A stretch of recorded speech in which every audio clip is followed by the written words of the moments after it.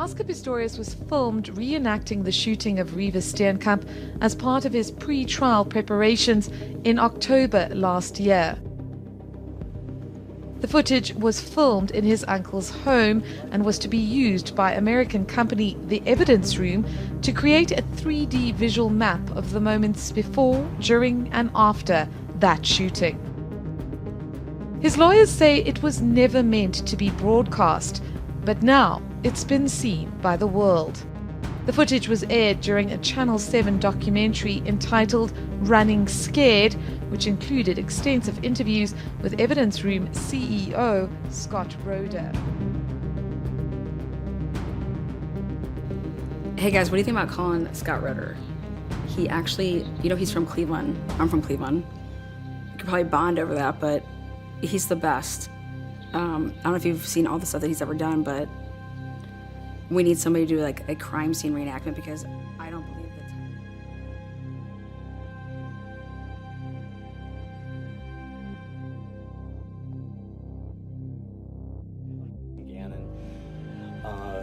And his colleagues who have been investigating the smiley face killers, what they believe is a group of serial killers or an individual, most likely a group, that have been abducting men in the United States on the East Coast, everywhere from upstate New York to Southern Ohio, Pennsylvania.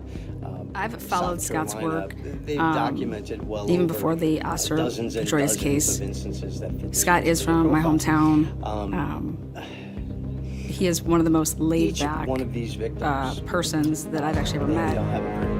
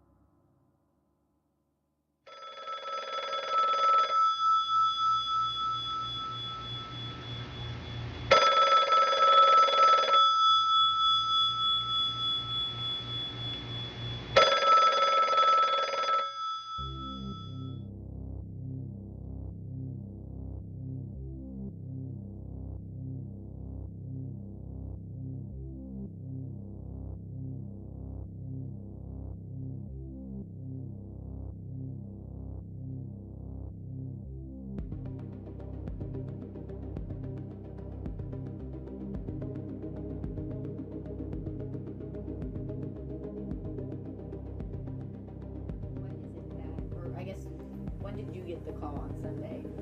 I got the call just a few minutes after noon that there were 4 homicides, but I didn't go to the scene because of law enforcement doing their investigation first. So I didn't actually go to the scene until about 5 or 5:30.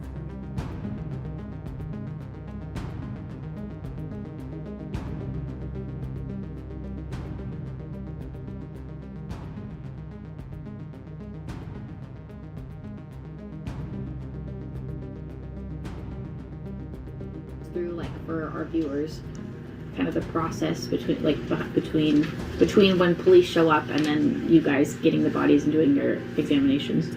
Sure. Well, law enforcement goes through and looks for any evidence, takes videos and pictures of everything in there, and they'll start talking with people. So I don't really need to be there for that. They can't move the bodies. I mean, the bodies have to stay as they were until the coroner gets there. So that's what my job is, to look at the bodies. As a coroner, do you guys do the autopsies and all that? No, we some do if they're an actual medical examiner, but we have forensic pathologists and we contract with Spokane to do that. So in your experience, what is it that you saw when you showed up? Well, there was a lot of blood. It's a very sad scene with 4 murdered college students. You're ruling all 4 deaths homicides? Yes. The coroner did not perform the autopsies in the 4 slain students. This is a fact, as well as that this interview was conducted prior to the autopsies being performed.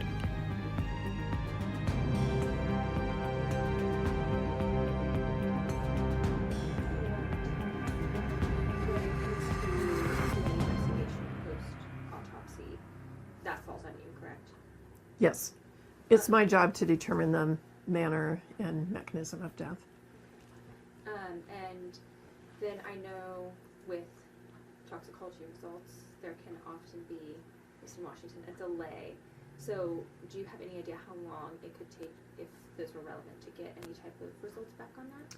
Well, the toxicology reports, right, they usually take 4 to 6 weeks, sometimes longer. But they might, I don't think they're going to be relevant in the actual manner or cause of death. And do we know how long between the time of death and when police found them, approximately? No, I don't know for sure. Do we have like any, like, could it have been hours? Could it have been a day? Was it maybe close? Like, is there any sort of like time frame there? Not that I'm aware of.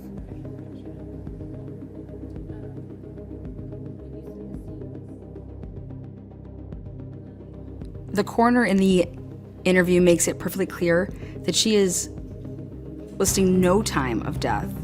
So the police stating a time of death between 3 and 4 a.m. is not backed by the coroner.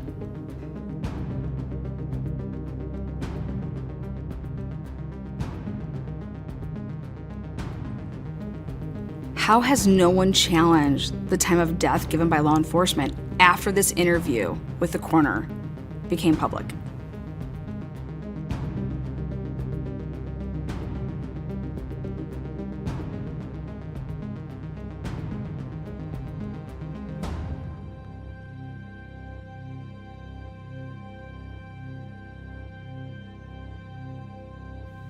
I personally contacted Kathy Mabbitt on Monday, December 12, 2022. Here's that phone call.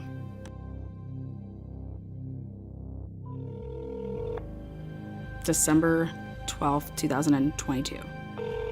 Monday.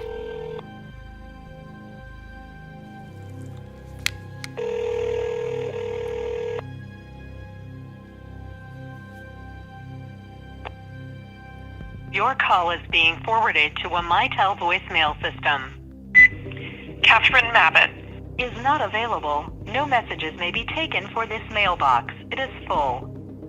You have reached the Latah County Courthouse. Our normal hours of operation are 8 a.m.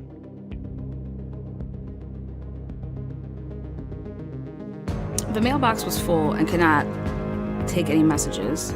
A follow-up email was sent asking if she stands by her interview and her words that she did not have a time of death based off of her work prior to any autopsy being finished. Kathy Mabbitt has experience dealing with multiple persons at the same crime scene. She has been involved in her line of work for 17 years, so she does have the experience with multiple homicides at the same crime scene. I mean, is this something you've had to deal with before in Moscow? Since I've been coroner, there have been at least 2 other multiple homicide scenes that I've been involved in. So.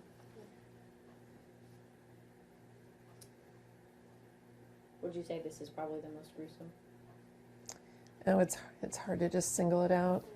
It's the only one I've been to where there have been 4 people at one scene. There have been the other ones have had multiple scenes. And was anybody else injured, like any non-deceased people? Not that I'm aware of, but I wouldn't necessarily be notified either. Okay. I didn't know if that was like, because the injuries could be similar, it might matter to you. Oh, But right. no. Okay. Were the deceased all in close proximity to each other, or were they in different rooms? I don't know that I can discuss that. That was my next question too. So I think Will we be able to get a copy of your report once it's concluded? I'm sure it'll be. Oh, sure. Yeah. Yes. Okay, just call. Yes. Okay. Yep. Thank you. do you know what the time frame for that would be? It just depends on how relevant the toxicology report is, but Oh, okay. So- Okay. So it would like the 4 to 6 weeks. it could be. Kathy Mabbitt says that we will be able to get a copy of her report once it is complete. There is a reason why police came out early to claim a 3 to 4 a.m. time frame of these multiple homicides. But what is that reason?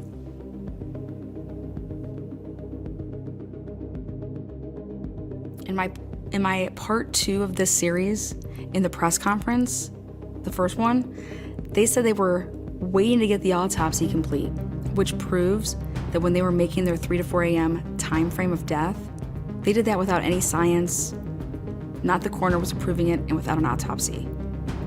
How are they getting that time frame of 3 to 4 a.m.?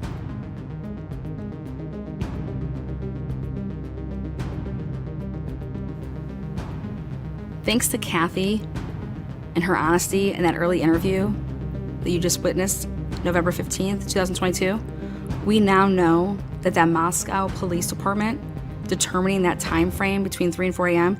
is not from any scientific conclusions made by Kathy Mabbitt, the coroner, on scene that day.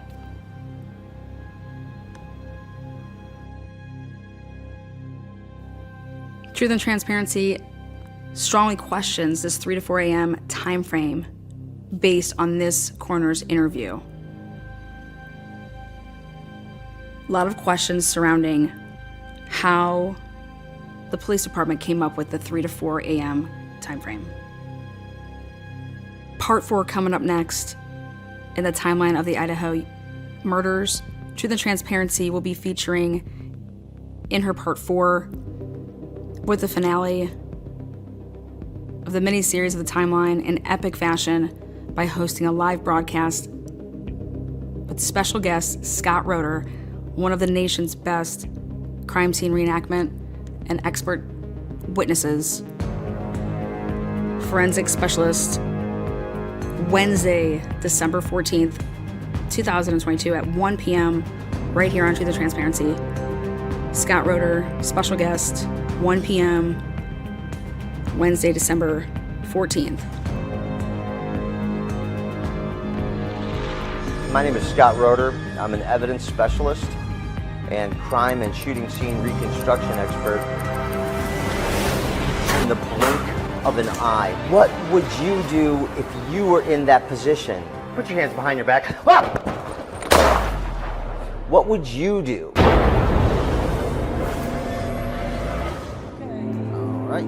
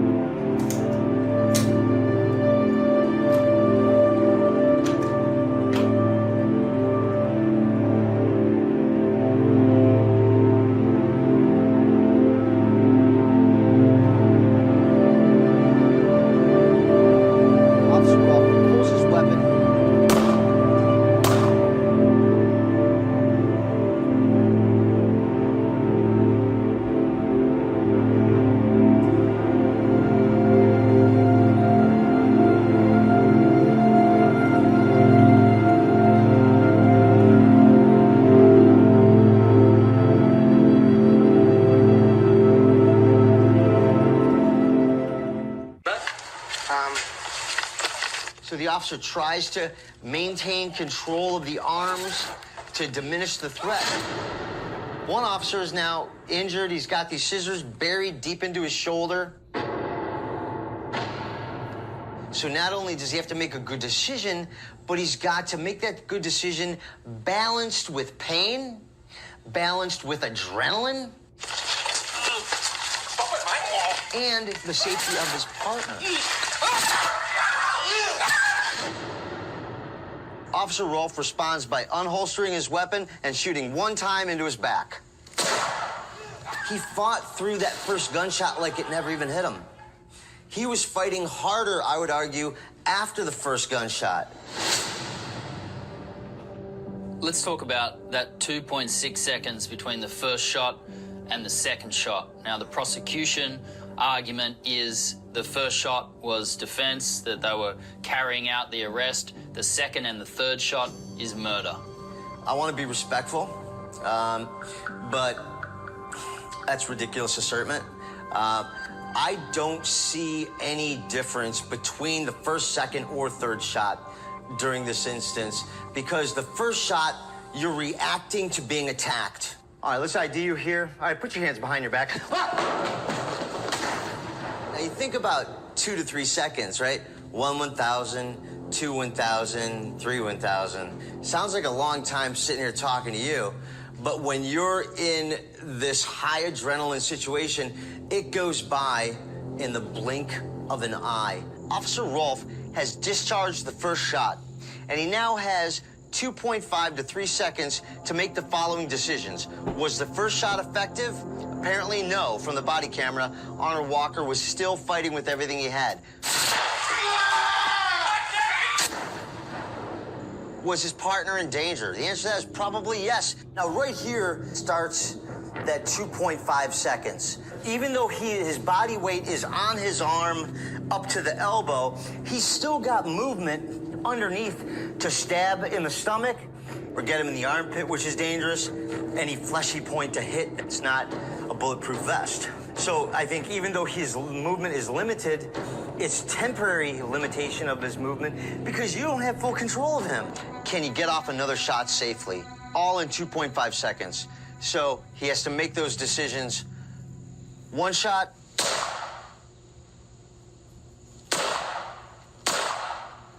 That gap of 2.5 to 3 seconds. There's no premeditation going on in the middle of a tussle like this.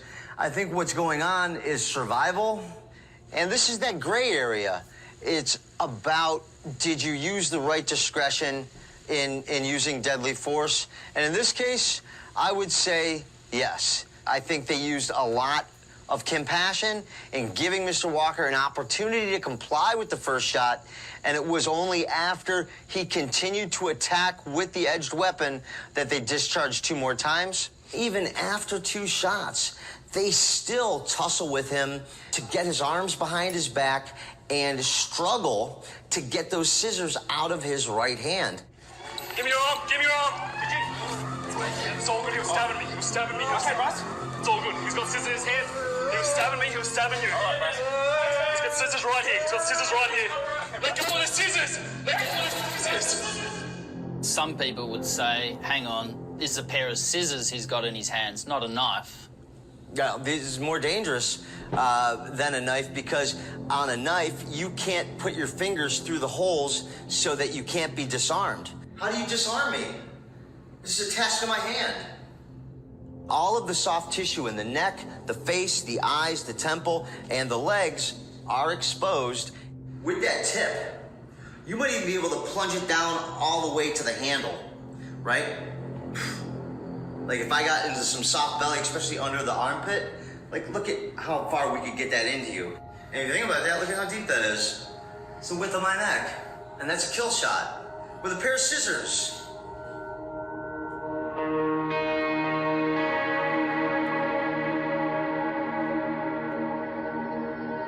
He was a skinny young man, and these police officers were, you know, healthier and stronger than him, and they could have outmaneuvered him. They could have tackled him. There were 2 strong men against this young, skinny teenager who just wouldn't have been able to, you know, out-muscle them. Scott, when you look at this video, you've got a 19-year-old on the ground. There's 2 fully grown policemen. Why couldn't something have been done that was less than lethal? Listen, I'm very sympathetic to victims of police violence. I've personally worked on dozens of cases testifying against the police on cases that I think are flat-out murder, and I've I've laid my stake down in the name of science on those cases. This isn't one of those cases. This is not somebody walking home with a gallon of milk from church. This is a motivated individual who's at the peak of his physical prowess, 19 years old. God, I wish I was as strong as I was when I was 19 years old. That's not a boy, that is a man. It's a tragedy that Mr. Walker's dead, but I think, unfortunately, it was all within his control, I believe. In your opinion, do you believe that the shooting of Mr. Walker was justified? I do believe that the shooting was justified, and I do also equally send my deepest compassion to Mr. Walker's family as well.